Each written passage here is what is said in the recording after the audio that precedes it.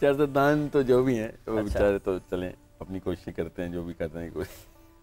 سیاسی مسئلہ یہ ہوتا ہے کہ ایک جو قوم جو ہوتی ہے نا جب ایک دوسری قوم کو فتح کرتی ہے نا تو اس فاتح قوم کے جتنے بھی ویلیو سسٹم ہوتے ہیں نا جو بھی اخلاقی اور ایون مذہبی بھی جتنے بھی امور ہیں نا جن کو وہ زیادہ ویلیو دیتے ہیں وہ مفتوحوں کو ورثے میں ملتی ہی ملتی. ٹھیک ہے. اب ایک تو یہ بات ہوگی اور جو مفتوح ہوتا ہے نا اس کے جو اخلاقی اصول ہوتے ہیں رموز ہوتے ہیں پورے سسٹم روایات ہیں جو نہیں روایت تو چھوڑ دیں جو ان کے سسٹمز ہوتے ہیں جن کے اصول ہوتے ہیں روایت از ناٹ رسول. تو ہمارا تو دین ہے ہمارا تو اللہ کا دین ہے اسلام ہے. اللہ نے قرآن دیا ہمیں لکھی ہوئی چیزیں ساری پتہ ہے. ہم کوئی یاد دہانی کر کے نہیں اسلام میں بیٹھے ہو کہ آج کیا کروں کیا نہیں. میرے پاس کتاب ہے میرے پاس نبی اسلام کی سیرہ ہے. مجھے ہر چیز علماء کرام نے پریزنٹ کی ہے لکھ کے کہ بھائی کہیں بھولنے والی بات تیرے حافظے پہ نہیں چھوڑیں گے. اس کے باوجود سب کچھ لکھا ہوا پڑا ہے. سب سے زیادہ ویلیو بھی میں اس چیز کو دیتا ہوں مگر چونکہ میں مفتوح ہوں ٹھیک ہے تو میرا سسٹم جو ہے نا وہ ہمیشہ فاتح کو صحیح سمجھے گا اور اپنے کسی بھی لکھے ہوئے لفظ کو غلط نہیں وہ ویلیو نہیں ویلیو اس کی اہمیت اتنی نہیں دے گی. تو یہ جو معاشرے کا جو بگاڑ ہے نا یہ مفتوح قوموں کو ورثے میں ملتا ہی ملتا ہے. جب دو جاندار آپس میں لڑتے ہیں اور جو ہارتا ہے نا ہارنے والے نے اپنے آپ کو قربان کرنا ہوتا ہے. تو جو انسان دو لڑتے ہیں نا جو ہارتا ہے نا تو اس نے اپنا فلسفہ قربان کرنا ہوتا ہے. ٹھیک ہے. سو اللہ تعالیٰ نے سورہ ممتحنہ میں نا یہ بات ہمیں اس طریقے سے سمجھائی ہے کہ ہمیں گروپ کی نفسیات پتہ ہوں کہ یا اللہ ہمیں فتنہ نہ بنائیں للذین کفروا کفار کے لیے کہ ہم وہ والا فتنہ بن چکے ہیں کہ ہم کفار کو بھی یہ کنوینس کر چکے ہیں کہ اسلام صحیح دین نہیں ہے. اسلام صحیح دین ہوتا تو ہم پیروں میں نہ پڑے ہوتے تمہارے. ہر فاتح اپنے مفتوح کے فلسفے کو بیکار سمجھتا ہے.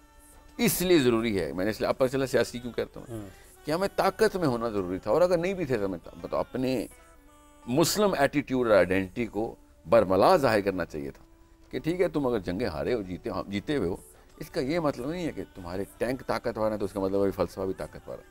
فلسفہ ہمارا طاقتور ہی رہے گا جیسے فلسطین ہے.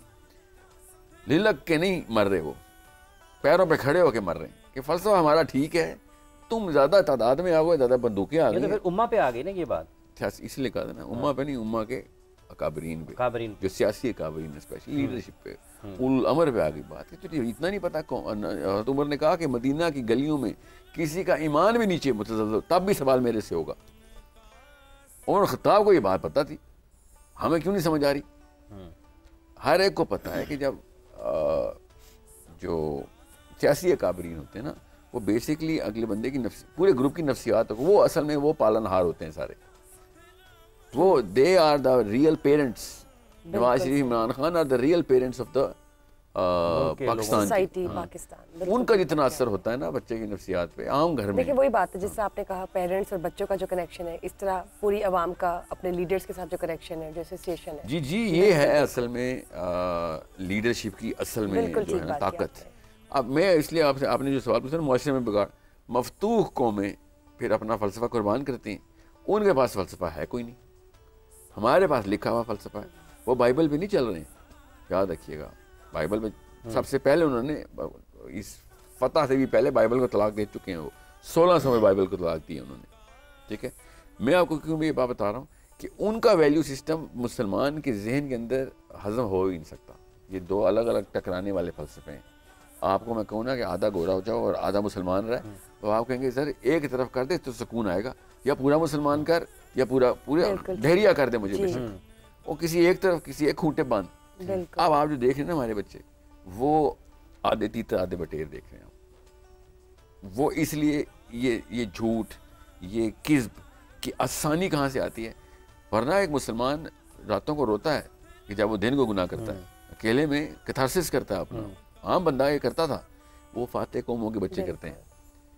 مفتوح قوموں کے بچے نہیں اللہ کتھارسس کر سکتے کبھی. ان کو تو یہی نہیں پتا کہ بھائی کس چیز کو صحیح. ہماری فتح کا کیا راز ہے؟ ہماری فتح کا راز میرا محمد مصطفیٰ صلی اللہ علیہ وسلم کا وہ ایگزیکٹ وہ والا عمل کہ جو فلسفے میں اللہ تعالیٰ نے ہمیں لکھ کے بتایا ہوا تھا.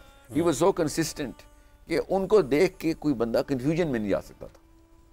ہمیں دیکھ کے لوگ کنفیوز ہوتے ہیں کہ میں قرآن ہاتھ میں رکھا ہوا ہے اور الفاظ بھی بالکل ٹھیک بول رہا ہوں, مگر میری انکنسسٹنسی جو ہے نا, اور بھائی تو اس کا کیا کرنا, اب تو ہمارے گھر کے باپ اور گھر کی مائیں اگر یہ بتاتے ہو نا کہ اچھا مکاری سیکھ کیا ہے اب تو کامیاب ہوگا, مکاری اگر ہمارا ٹیلنٹ بن جائے, اس کو اپریشیٹو ٹیلنٹ اور اس کے اوپر سیمیاں بناتے ہیں, صلاحیت سمجھی جائے. ہاں وہ میرے ابا جی کا شعر ہے نا کہ اب تو سچی بات کوئی لطف دیتی ہی نہیں, جھوٹ میں یاروں کو کچھ ایسی مہارت ہو گئی کہ اب سچی بات لطف نہیں دیتی. جی کہ اسکل یہ ہے کہ بھائی کتنا زبردست جھوٹ بولنا ہے, جتنا اچھا جھوٹ بولتا ہے اتنا زیادہ باصلاحیت مانا جاتا ہے. تو اس کو ہم کنسیڈر کر سکتے ہیں کہ ایک ون آف دوز قیامت کی نشانیوں میں بھی کہ جھوٹ آسانی سے پھیلا جائے گا اور ایکسیپٹ کیا جائے گا, اور جو سچا ہے وہ بیچارہ عذاب کی نشانی. آپ اس کو کیا ریلیٹ کرتے ہیں؟ نہیں میں آپ کو جی قیامت کی نشانیوں میں انسان کا جھوٹ نہیں, مطلب میں یہ پوچھ رہی ہوں آپ سے کہ مگر آپ بات محاورہ میں سمجھ گیا ہوں, بات ٹھیک کر رہے ہیں کہ اتنا برا حال ہے کہ ہم مطلب غلطی کے اوپر ناداں ہونے کی بجائے, نالاں اور نادم ہونے کی بجائے اس کو اگر ہم اترانا شروع کر دیں تو پھر تو ہمیں توہین رسالت نا, ہمیں توہین قرآن, ہم سے بہتر کون سی توہین ہے کہ بھائی یہ ہے وہ جو نام ہے. اس لیے میں کہتا ہوں ایٹ لیسٹ نام کو بدل لیں ہم اپنے بچوں کو, ایٹ لیسٹ محمد اور مطلب اللہ اور اس کے رسول کے نام کے اوپر اگر ہم نے یہ والے 2 نمبری کی تو پھر نہیں بچت. ہم سے بہتر وہ لوگ ہیں جنہوں نے ایٹ لیسٹ یہ تو نہیں کہا تھا کہ اسلام ایسا ہے. ہمارا بچہ اصل میں نا ہمیں دیکھ کے یہی سمجھتا ہے کہ اسلام ہی ایسا ہے, کیونکہ ہم بچپن سے اس کو اللہ اور اس رسول کی ٹرین تو کرتے تو ہیں ہم. اس کے بعد ہمارے کرتوت دیکھ کے کہتا ہے کہ آپ نے کہا تھا قرآن, آپ نے کہا تھا رسول, آپ نے کہا تھا سیرہ صحابہ, اس کے بعد آپ نے کیا یہ کام, تو اس کا مطلب ہے ان سب کو ملا کے یہی مطلب بنتا ہو.